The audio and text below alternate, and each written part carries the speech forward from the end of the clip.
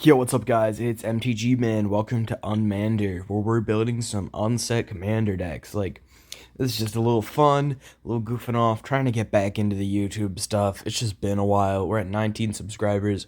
Who knows? We're gonna have some crazy 20 subscriber special, but just let me know what do you guys like seeing? Because my last commander video actually got a good number of views, so the price tag on this $114. Now I hear what you're saying. Wow, that's a lot of money, and that's 100% correct. It is a lot of money. This deck is not like bring to a normal table. I'm making a whole bunch of commander decks using playtest and unset cards that'll be able to play against each other more or less. So that's the idea. And today we're talking about Sophie here. So Sophie, Mayhem Dominus. Sophie is just a sweet girl. She knows what she's doing. She's out there. She's confident. All right, 2 red, 5/4. If a source you control would deal non-combat damage to an opponent or a permanent an opponent controls, it deals double that damage instead. You can pay 1 and 4 life or 1 red, Phyrexian mana, discard 2 cards, put an indestructible counter on her. She's out there. She hits the field, turn 4 tops. All right. Sophie knows what she's doing. She brings some friends with her. Now, this isn't very practical. Koth is not a great planeswalker. However, I think there's 32 mountains in the deck. So if you do get that final ability off, he is pretty good. The other cool thing about Koth is that it puts basic mountains in your hand. Oh, what if I already have too many lands in hand? Well, then you discard them with Sophie, so it doesn't really matter. Vexing Devil, it's a little goof card, because of Sophie being out, an opponent will have to have it deal 8 damage to them, or else you get a 1-mana 4/3. It's really up to them. I think cards that make your opponent choose are fun, so that's definitely in. Firebrand Archer is just a little pinger, whatever. Sardian Avenger, the first ability doesn't really matter, but whenever an artifact an opponent controls is put into a graveyard from the battlefield, deals 1 damage to that player. So that's treasures, clues, food is coming back. All of those artifacts, anything they sacrifice, Thopter tokens, whatever, he'll be burning them down. Guttersnipe, of course, a pinger.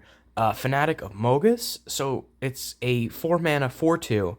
It enters, it deals damage to each opponent equal to your devotion to red. Well, this is a mono-red deck, so it's going to be dealing a lot of damage.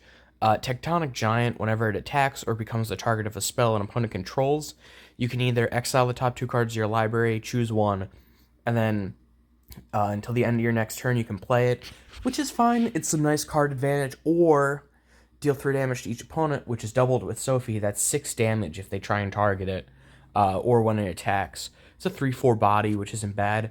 Torbran adds 2 damage to any of your red permanents, or red sources. Urabrask, of course, he's a pinger. He's cool. He and Sophie are besties. However, we're mostly there for the final great work ability, where you're going to be able to recast your spells. That's important. Brash Taunter, with Sophie out, your opponents don't want to attack you, because if they attack you with, let's just say, a 5/5, and you block with Brash Taunter, you take no damage from it. Brash Taunter takes 5, would deal 5, but you double it, so they take 10 damage for swinging at you. This is a great way to just protect yourself. Garbage Elemental, when it enters, deals damage equal to the result to target opponent. You roll a 6-sided die. So it's a little bit of burn. Cascade's a cool ability. Heartless Hidetsugu wins you the game. So it deals damage to each player equal to half that player's life total rounded down. So as long as they have an even life total, so let's say they're at 36 life, you would deal 18, but that's doubled. So they just take 36 damage and lose. And mind you, Sophie only doubles damage to your opponents, so you won't take any extra damage and you'll be fine. Extremely powerful, combo. Charmbreaker Devils is going to help you get back your instants and sorceries, and even if you can't use them, you can still discard them. Hostility, whenever a spell you control would deal damage to an opponent, you prevent it and instead create a 3/1 red elemental with haste. So let's just say you cast Price of Progress, which deals 2 damage to each opponent for each non-basic land. And they've got, let's say one's got 5. They each have 5 non-basic lands. So that's 5 each times 3. And then Price of Progress is 2 damage. So that's 33-1 haste. So that's 90 damage on the board. Extremely powerful. Knollspine Dragon, basically it enters, you discard your hand and draw cards equal to the damage dealt to target opponent. You're dealing damage with Sophie. This is a great way to refill your hand. Park Map, so you search your library for a land card that doesn't have the same art as a permanent you control, reveal it, put it in your hand, and then shuffle. So it's honestly, it's an unset card. You can't usually play it, but a little sneak peek here. The thing you're probably getting is Valakut the Molten Pinnacle, which if you have 5 or more mountains, whenever another mountain enters the battlefield, deal 3 damage to a creature or player. That's doubled with Sophie. That's like 6 free damage every turn. Next up, Rod of Spanking is, so you ping somebody for 1, and then unless they say, "Thank you, sir, may I have another," you can then ping them for 1 again. So it's just a repeatable burn effect. It's partially in here just to get some more uncards. It's kind of funny, whatever. Soul Ring, Ankh of Mishra. It's gonna hurt your opponents for playing lands. Arcane Signet. Fiendlash is basically Brash Taunter, but you can put it on something else. Whatever it is. Well, actually, no, it's not. So it deals damage equal to its power. So if you put this on Sophie, she becomes a 7/4. And then if something hits Sophie, that's 7 damage to them, but that's doubled. So 14 damage just for cracking into her. Fire Diamond, Mind Stone, Glittering Stockpile, Ramp, Bronze Calendar. So you have to speak in a voice other than your own. When you speak in your normal voice, you sacrifice it. Again, a little goofy, but the deck is very high in instants and sorceries, so like there's low cost. It's gonna help you storm off more or less, even if there's no storm. Split screen. So you shuffle your library, deal it into 4 libraries. If anything refers to your library, choose one of your libraries instead. Play with the top of your library revealed. When it leaves the battlefield, shuffle your libraries together. So it gives you a chance, you get to choose which of the 4 cards you draw each turn.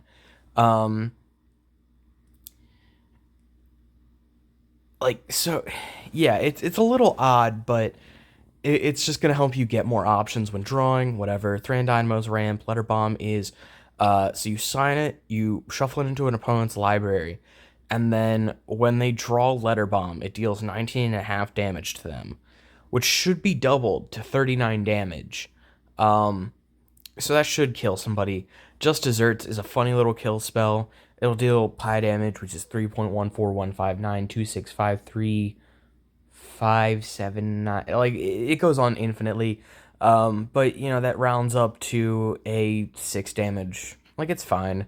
It's just kind of funny. Price of Progress, I mentioned it earlier. Great burn spell. Transcantation just turns, it more or less counters a spell, and then its controller gets a lightning bolt. So technically you could it's more of a counter spell. It's just kind of funny. Trial and Error. So whenever it's countered or fizzles, you can copy it and choose new targets for the copy. And then it deals 3 damage to any target. So it's just a 3 damage that can't be prevented, more or less. Blast from the Past is a 3 damage, 2 damage to any target spell. It's fine. It's got all the keywords to be funny. I mean, technically, you could discard it with Sophie and then cast it for its madness cost, which is cool. You can flashback it, whatever. So risk factor, an opponent may have it deal 4 damage to them. If that player doesn't, you draw 3 cards. So it makes your opponents say, okay, which of us is going to take 8 so that you don't draw 3? And who knows, maybe they don't choose that. Sauté deals 3.5 damage to target creature or player. That's 7 damage if Sophie's out. Super-Duper Death Ray deals 4 damage to target creature and all excess damage to its controller because it's trample. So that's 8 with Sophie, You can kill something, deal a little burn, whatever, it's cool. Um,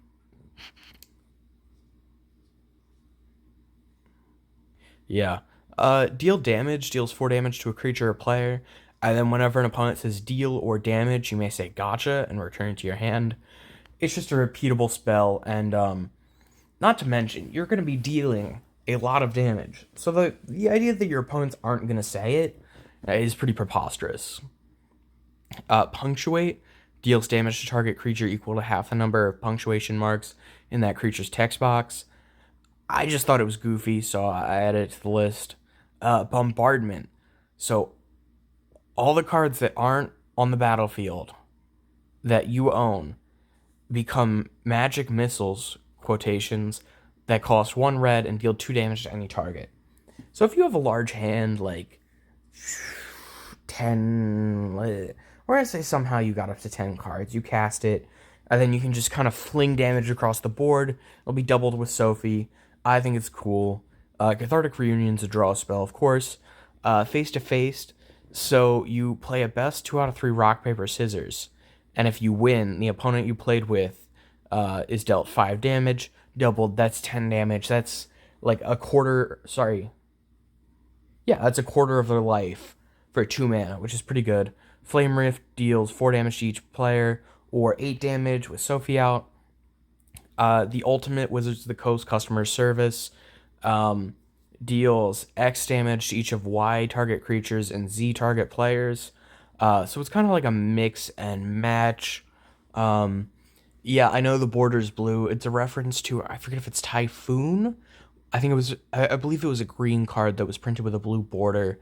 So there's a whole, that's why. Acidic Soil deals 1 damage to each player for each land he or she controls. Doubling it up with Sophie is brutal. Browbeat. So opponent may have it deal 5 damage to them. If no one does, then you can draw 3 cards. So again, do the opponents have to choose which of us takes 10 damage? Or do you let them draw 3 cards? It's you're giving them the choice, which is always fun. Molten Psyche, each player shuffles their hand from his or her shuffles the cards from his or her hand into the library, then draws that many cards. If you control 3 or more artifacts, which the deck isn't light in artifacts, there's 13. There's a chance maybe you create treasures. It deals damage to each opponent equal to the number of cards they've drawn this turn. So let's just say each player has like 5, and then they cycle on whatever. And then they draw 5, and then Sophie will double that damage, so that's like 10 damage, and you get to change up your hand. Wheel of Misfortune, also going to change up the damage. Opponents are going to have to bet, like, if they would usually bet, like, 8 life with it, right? Well, they're going to be dealt, like, it just makes it a lot more scary for them. And it can be like a one-sided Wheel of Fortune for you. Gravitic Punch, target creature you control deals damage to it equal to its power to target player. Just take Sophie as a 5/4, she'll punch them, and then that's 10 damage because she doubles it. Well Done deals damage to target creature. If that creature is rare or mythic, deals 3 damage to that creature's controller. Doubling that up, there's very few creatures that aren't going to be killed with 10 damage, and then 6 damage to their controller, which is pretty good. Mana Geyser is Mana Geyser. It's free mana. It's really good. The countdown is 1. So you start a Magic sub-game starting at 1 life, and players use their decks, like their libraries as their decks.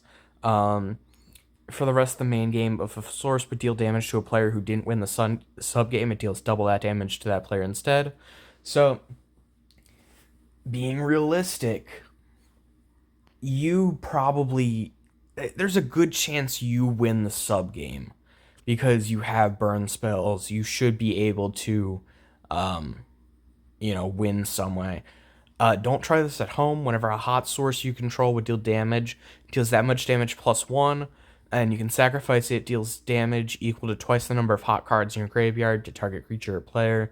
So hot is something with like fire or explosions in its art. And a lot of creatures, like she's got fire on her arrows. Guttersnipe has some sort of fire. There's fire behind Fanatics of Mogis. You could like guess that's some sort of magma in Tectonic Giant. There's fire behind Torbran, like garbage elementals on fire. Um, I feel like there might be a arguably Knollspine Dragon's about to spit fire. Um, like there's a lot of what I forget what they call it, fire, explosive, whatever. Sauté, you saute over an open flame. There's fire there, some sort of blasty thing. Like it's extra damage. It's fun. It's fun to argue over what this affects and what it doesn't affect. Pyrostatic Pillar. Whenever a player casts a spell with mana value 3 or less, it deals 3 damage or deals 2 damage to that player. So it's like Eidolon of the Great Revel. It's just gonna burn down opponents. It's gonna burn down you. Roiling Vortex. At the beginning of each player's upkeep, Roiling Vortex deals 1 damage to them. Double it with Sophie, it's 2 damage. It's just like a little bit of burn, but making sure your opponents can't gain life is actually really important. And then whenever a player casts a spell, if no mana was spent to cast that spell, deals 5 damage to that player. With Discover hitting the table now, with Cascade, I think that's just going to be a more and more useful ability, especially with Sophie turning that 5 into 10. That's a lot of damage. Aria of Flame, when it enters, each opponent gains 10 life, which you could prevent with Roiling Vortex. Whenever you cast an instant or sorcery, put a verse counter on it, then it deals damage equal to the number of verse counters on it to target player or planeswalker. The one part that hurts that it's target instead of each.